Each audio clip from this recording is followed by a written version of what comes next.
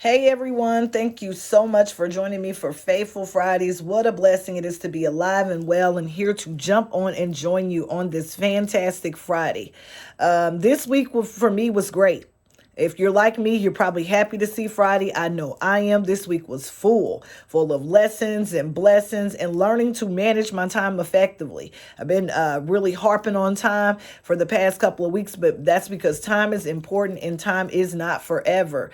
For me, it was uncomfortable at first this week. I had to push the gym back one day. I had to forego Monday because I needed to get some things done. And I knew that was going to add a day on the back end, but sometimes we got to get uncomfortable to be in a comfortable position. That's what time management is all about. Every now and then we're going to have to shake some things up to make things work, to do what has to be done, to keep the commitments that we said we want to do and be better. So, the goal is not to give up when we're working on better time management strategies. I stay committed to also increasing my knowledge this week by any means necessary. The word calls for us to renew our mind daily. This is how we ensure that we don't become conformed to the world, neither the things that are in it. So, yes, I ask God to renew my mind daily.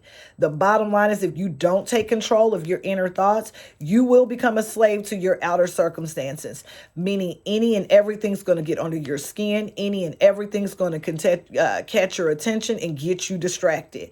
I was reminded this week also that, you can't expect to get more than you give.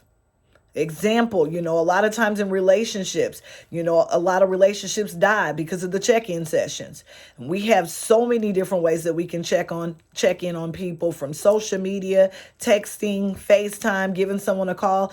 I used to tell people when they would get on me is, hey, you've got five fingers too, and they work the same way. And so we've got to check in on each other. The scripture instructs for us to care for those that are weak. Watch over those that are struggling and tend to those whose bodies are broken. A lot of times that's our elderly. We have to remember we can find ourselves on either side of the house, whether we're in a powerful position or we are weak.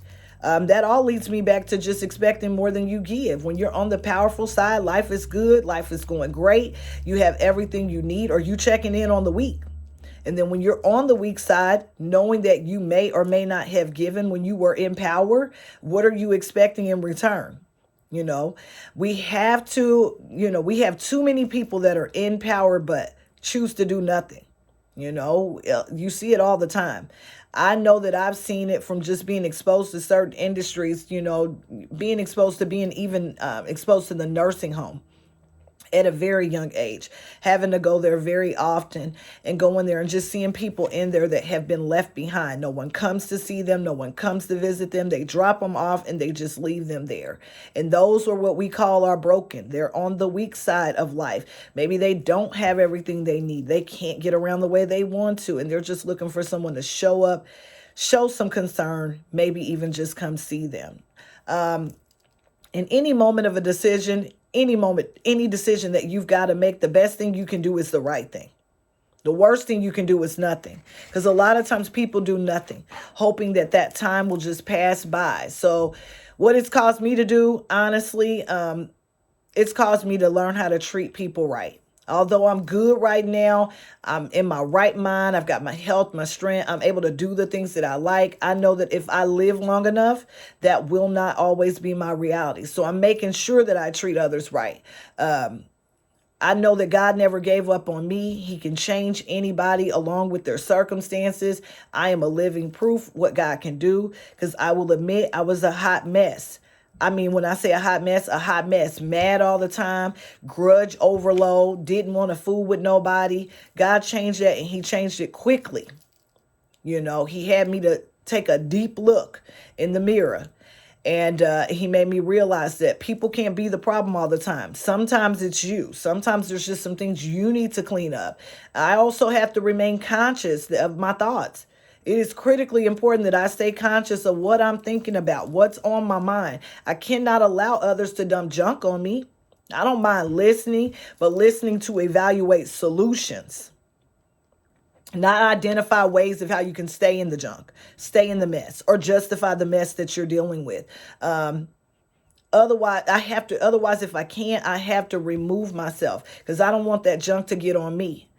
And let's be honest, for some people, they have made up their mind that they've had, that they've had enough time to spend countless hours just with others, figuring out that they're providing free counseling for people that have no desire to change. So the next time someone reminds you, because a lot of times you will get that when people don't, hear from you that they can pour and dump their junk on, that you've changed, and you need to let them know, yes, I've changed.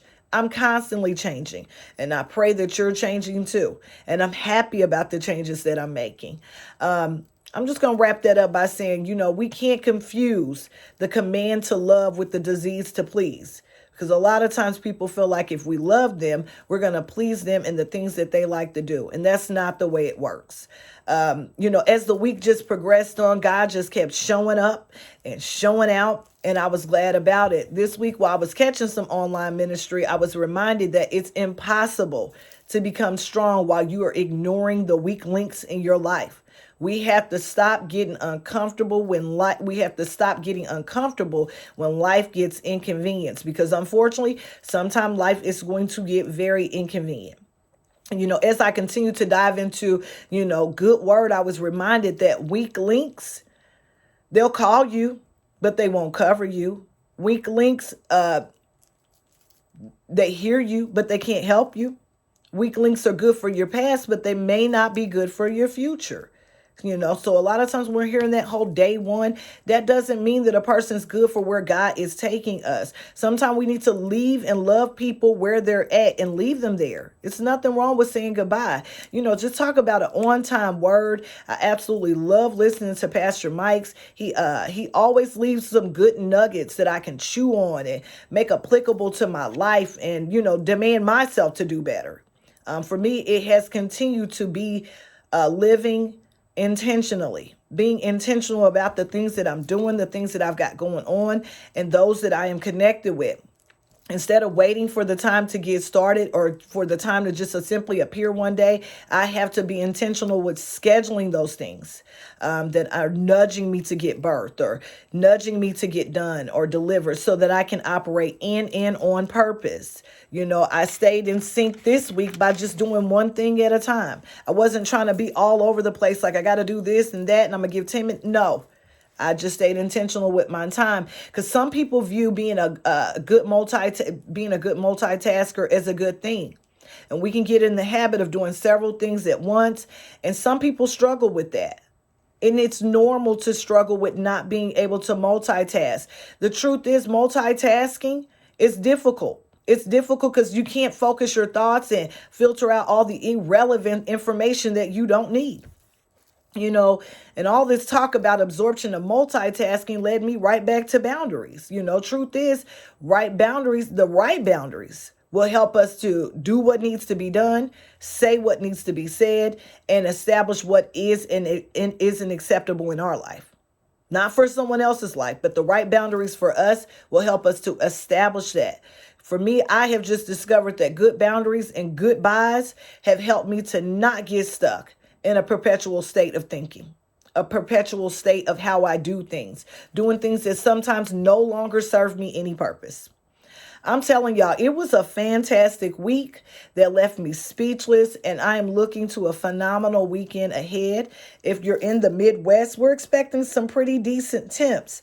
I know I heard earlier that the groundhog did not see his shadow, so if you're into that, the groundhog did not see his shadow, so we can expect the early spring, and I hope that he's telling us the right thing, because I love spring, I love summer, I love all seasons. But when it begins to get warm and that sun is shining, it just does something to me. If you're out and about in the community this weekend, you can catch the guys at the AMP 16. I will repost some specials that we've got going on just in time for game day. I always leave you guys with, let your light shine. Your transparency is leading to so many others being transformed. If this is your disconnect, make sure that you do something that your future self will thank you for, even if it's just getting some rest, because there's nothing wrong with that as well. This has been your girl 7, and you know the drill. I will see you soon.